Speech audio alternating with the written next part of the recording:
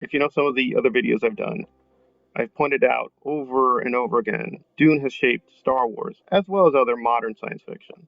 But I've also been open minded about the quality of Dune itself and its adaptations. But let's get to Book of Boba. I'm not really going to spoil it very much, so you can watch the episodes safely. I think I can generalize that the media reception was mostly positive, and I don't really have much of an issue with the positive assessment, except in a key place. I myself do think the Boba episodes were fairly decent onto themselves. I do like Boba. I'm a major fan of the Boba. I know there's now revisionism about Boba that he's the worst not character ever. I don't agree. I think the character's just fine. And I usually prefer those kinds of characters, whether Darth Maul or Boba. The minimal character, but that is very cohesive, over the more overwritten characters that don't make any sense, like Anakin. But that's me. So you think I'd be joining the celebration? I don't see this necessarily as all positive. A lot of people keep talking about Dune influence. No, George Lucas stole it. You can talk about influence, but first you have to note the theft. There's never been any official acknowledgement or reparation to the family of Frank Herbert. Did he steal it? A lot of the media is lying when talking about influences. They're not influences, they're thefts. But let's get to the substance of it.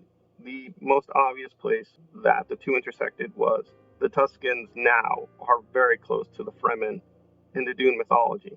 The Tuscans are fine, they're being developed, but they don't really have the thickness or complexity of the Fremen. Yes, Tatooine is a desert planet, and yes, the Empire controlled it for a long time within the original trilogy. Frank Herbert thought through carefully, why is this desert planet so important? Why is it so hard to get water? How does that shape this culture? But George Lucas didn't do that. He just superficially took these symbols, and they're all over the place, right? We can see literally a sandworm in the first film. They even talk about spice, how spice is a major commodity. It is the same old thing. It's a dumbed down version of the other thing. Boba's at least a little bit more moderate. And I will give Lucas respect on two issues. Namely, he didn't have a lot of money on the first film. So them cutting corners, you have to judge that contextually, including the Dune issues. Saying even, well, again, it's a major film, so I'm careful with the first film. But afterwards, he finally got a little bit of money, and he still didn't pay Frank Herbert back. And even worse, he didn't do justice to the story.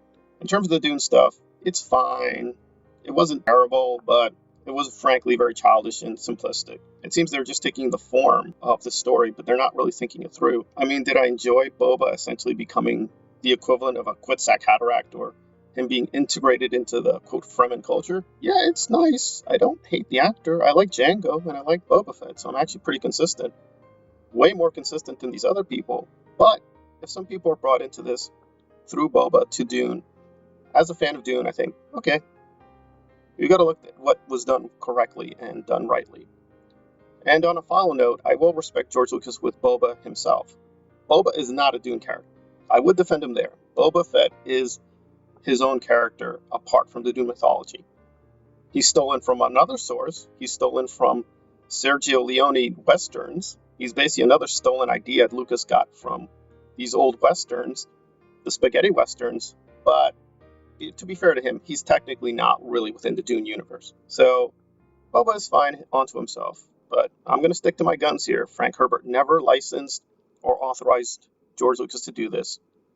It's good that they're trying to make up for it now. These are different creators, so I'm going to be open-minded about it. But thus far, it's kind of just childish and silly. I don't think they really understand Dune. I get it. Dune is now popular, so they're going to try to mend fences, but I'm just going to note the historical fact. No, they stole it. If other fans want to move on, great. If they love this version of Dune within the Boba Fett story, great. I think it was, for what it was, below average, but that's me. Could have been worse. It didn't destroy the episodes, but I don't see how it really shakes anything in terms of the larger controversy of Star Wars and the Dune fandom. No, it was stolen. If you want to reword it, that's your business, but the historical fact remains it was a stolen story, and it was really dumbed down. If you prefer that story or like its strong points, that's great. I'm just going to stick to the historical facts here. They stole it, they haven't apologized, and I don't think they will apologize.